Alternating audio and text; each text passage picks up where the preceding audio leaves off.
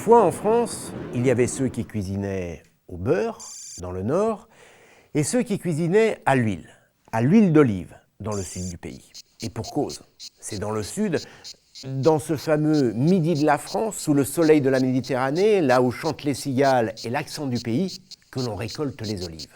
Pour être très précis, en France, l'olivier est aujourd'hui cultivé depuis Bonifacio, en Corse, jusqu'à Nyons, dans la Drôme, en passant par le Languedoc-Roussillon et bien sûr la Provence.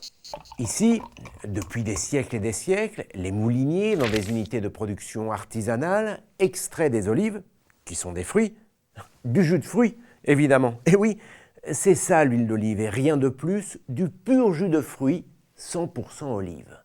Alors des variétés d'olives, il en existe une multitude. Tenez, dans le midi de la France, on cultive la Glandeau, la Grossane, la Tanche, la Picholine.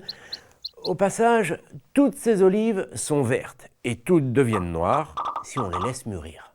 Les sols sur lesquels poussent les oliviers ne sont pas non plus partout les mêmes. Et puis, il y a aussi le savoir-faire des mouliniers qui façonnent leur huile comme de véritables œuvres d'art. Autrement dit, selon la région de production, selon le terroir, l'huile extraite des olives ne sera pas la même. Elle n'aura ni le même goût, ni les mêmes arômes. L'huile d'olive du midi de la France est ainsi produite dans une quinzaine de bassins de production différents, dont 8 sont en appellation d'origine contrôlée, les fameuses AOC. Au niveau européen, on parle d'AOP, appellation d'origine protégée. Il y a celle de Corse, de Provence, d'Aix-en-Provence, de Nice, de Nyons, de Nîmes, de Haute-Provence et de la vallée des Baux-de-Provence. Le terroir a donc toute son importance, mais la date de la récolte ou la technique d'extraction sont aussi déterminantes dans le goût de l'huile d'olive. Elles permettent de définir 3 grandes familles au sein desquelles se décline une palette aromatique très variée. Des olives récoltées avant maturité vont donner une huile au goût corsé qui développera des arômes plutôt herbacés, végétaux, idéal avec des poissons gras, des viandes blanches et rouges, en salade ou encore dans les pâtes.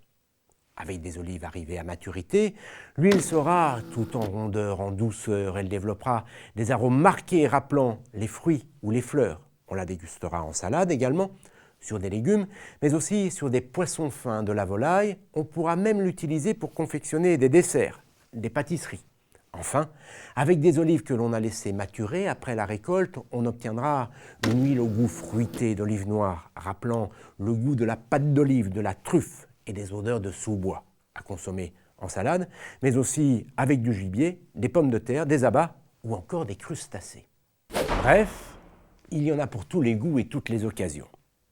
Alors aujourd'hui, un Français consomme en moyenne chaque année 1,5 litre d'huile d'olive. Le plus souvent, de l'huile qui vient d'Espagne, d'Italie, de Grèce ou encore de Tunisie, généralement produite de façon industrielle.